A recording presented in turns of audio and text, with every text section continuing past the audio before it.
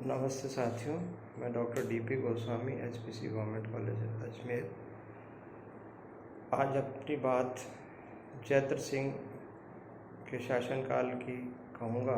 अपने पूर्व मेवाड़ के राज्य के इतिहास की जानकारी को आगे बढ़ाते हुए आज मैं उसका दूसरा भाग बोलने जा रहा हूँ। जैत्र सिंह मेवाड़ के शासकों का पहला शासक था जिसने चित्तौड़गढ़ को अपनी राजधानी बनाया। इससे पूर्व के जितने भी शासक थे उन्होंने नागदा को अपनी राजधानी बनाया।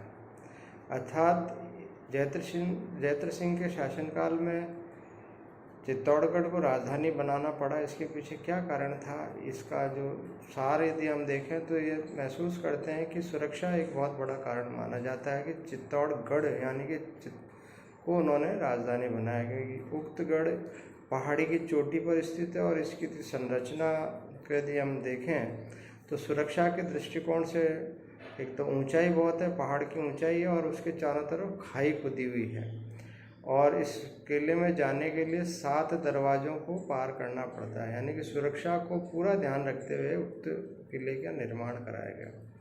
ये बात अलग है कि स्थापत्य के दृष्टिकोण से चित्तौड़गढ़ में अलग अलग शासकों ने अलग अलग महत्वपूर्ण स्थलों का निर्माण कराया, लेकिन शुरुआत जैत्र सिंह के शासनकाल में हुई। जैत्र सिंह के शासनकाल की जो मुख्य विशेषता है वो ये कि इसके शासनकाल में दिल्ली सल्तनत के शासक इल्तुतमिश ने आक्रमण किया था और दोनों राजाओं के मध्य भूतला नामक स्थान पर युद्ध हुआ, जो इतिहास में भूतला के युद्ध से जाना जाता है। उक्त युद्ध 1222 ईस्वी से 1229 ईस्वी के मध्य हुआ था। इस युद्ध की यह विशेषता रही कि इस युद्ध में इल्तुतमिश ने नागदा के प्रसिद्ध स्थापत्य कलाओं के केंद्रों को तहस नहस कर दिया, जिसमें मंदिर भी सम्मिलित हैं। सास बहू का जो मंदिर है, इससे संबंधित अन्य जितने मंदिर हैं उनको भी काफ़ी क्षति हुई, क्योंकि उस समय शासक एक तरह से अपने विजय का जो जश्न सामने वाले शासक को नुकसान पहुंचाकर ही करता था और उसी का एक ही भाग रहा। मेवाड़ का एक अन्य शासक समर सिंह रहे हैं, जिनके 2 पुत्र थे, रतन सिंह और कुंभकर्ण। मैं कुंभकर्ण के बारे में आपको थोड़ी जानकारी शेयर करूंगा। कुंभकर्ण ने नेपाल में गुहिल वंश की स्थापना की थी। अर्थात यदि हम देखें तो नेपाल का भारत से प्राचीन समय से ही संबंध रहा है। जैसा कि आपको विदित है, राजा राम की जो पत्नी सीता थी वो नेपाल से ही थी। ठीक इसी तरह से कुंभकर्ण हमारे मेवाड़ राजस्थान से था, लेकिन संबंध नेपाल से थे।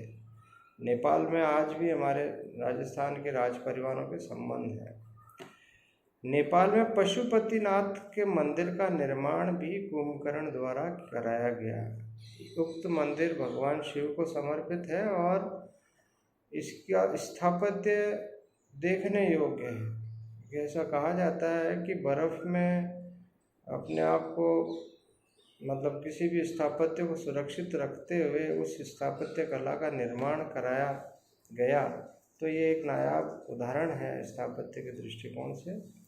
समर सिंह के दूसरे पुत्र रतन सिंह इतिहास में बड़े प्रसिद्ध रहे हैं। इनका शासनकाल 1301 ईस्वी से 1303 ईस्वी के मध्य का रहा है। इनके शासनकाल में जो मुख्य आकर्षण का केंद्र है वो है रानी पद्मिनी के बारे में रानी पद्मिनी को लेकर इतिहासकारों द्वारा दिए गए अलग अलग विचार। और इनके शासनकाल में अलाउद्दीन खिलजी ने आक्रमण किया था और उस आक्रमण का कहते हैं कि बहुत बड़ा कारण एक यह भी था। इसके बारे में मैं आपको कल डिटेल में समझाऊंगा।